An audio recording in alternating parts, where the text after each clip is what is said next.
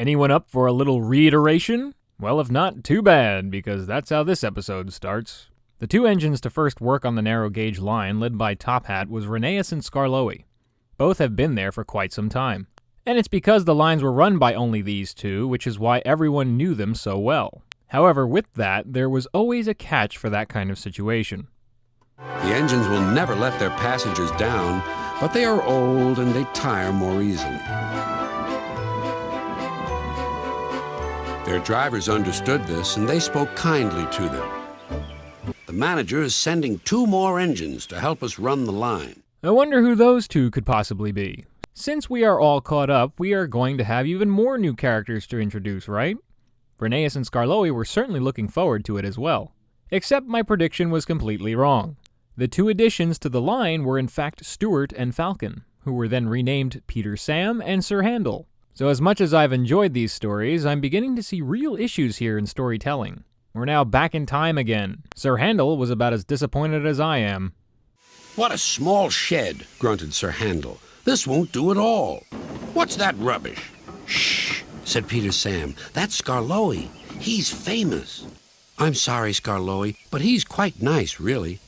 Skarloey felt sorry for Peter Sam. Whoa, that's awfully rude. Where did this attitude come from? I remember when Sir Handel was Falcon, and he didn't talk like this. He was naive at times, but not flat-out vulgar. Skarloey may not be Duke, but he's up there in age, I'm sure. Why is Sir Handel being so bitter? He was a much jollier engine way back at the start. This is an odd shift in character traits. Thankfully, Peter Sam had respect for Skarloey. But Sir Handel's day was only starting to get crappier when it was time to get his rolling stock. He didn't like the look of them at all. Whatever next? Those aren't coaches, they're cattle cars. Woo! Screamed the coaches. What a horrid engine! It's not what I'm used to, clanked Sir Handel. Well, get used to it, Sir Big Handles. Carlin's voice reaction as the coach was funny to hear. Oh! It's not often he makes his voice go to a higher pitch. But now wait a second. Remember from just an episode before that Sir Handel was pushed off the rails because of the coaches? Here's our reason. Which is in fact Sir Big Handel provoking them. You know, this is why I don't get these backwards type narratives.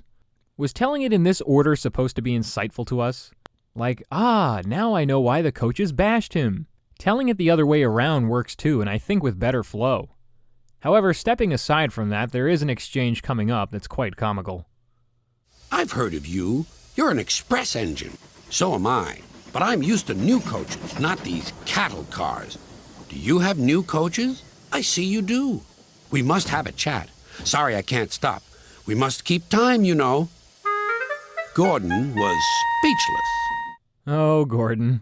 For once you found your match. However, as much as Sir Handel bragging about himself to another engine who also enjoys bragging about himself, he was still feeling coarse about having to work. I wonder how Duke would react if he saw his youngling acting like this. I feel like he'd be whipped into shape fairly quickly. Yet I do see that Mr. Big Handles was able to maneuver around the mountain line rather well this time. Thanks to some old-timer who saved his cab before.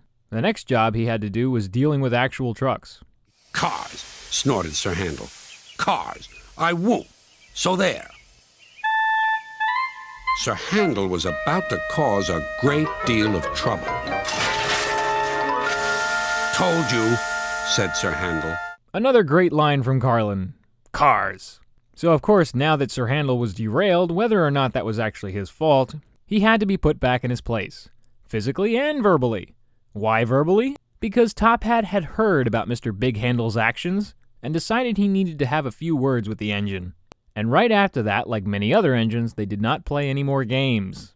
They did their work as they were told and did not look forward to seeing the big man later. Come on, said his driver. Let's get you back on the rails. When Sir Handel crawled home, he found Sir Topham Hatt waiting for him. You're a very naughty engine. I hope I can trust you to behave when you next come out of this shed. After hearing that, I'm sure Sir Handel will, aren't you? Well, he really has no choice in the matter if he wants to remain where he is. Somehow I feel like Top Hat would have worse in store for engines who misbehave. Unlike the controller who converted Smudger into something different.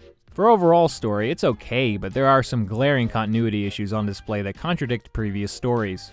For one, Sir Handel was uber crude to everyone he met. It's no wonder the coaches threw him off the rails in the last story. This type of demeanor also does not match the personality of Mr. Big Handles when he was originally Falcon. His tolerance threshold is much lower here, and is more crass than anything else. He called Skarloey rubbish. Skarloey of all engines. Also, we've gotten closer to Rheneas, but we still haven't heard him speak yet. We're getting there, I guess. Then there's the order the episodes are being told. It just makes the viewer have to recap on what timestamp they are actually accounting for. Keep it straight. For music, we get the occasional incidental music along with the Skarloey Railway theme. There's also Top Hat's theme for once when Sir Handel is scolded, which actually hasn't been heard in a while. For set pieces, we got some familiars and others not so much. Crovin's Gate and Skarloey's Station appear, as well as the pretty causeway with the Sodor Castle. The new areas to be featured were the Lakeside Bridge and Skarloey's Bridge. Not exactly magnificent in detail, but unique stops nonetheless. Next episode is Peter, Sam, and the Refreshment Lady. Thanks for watching.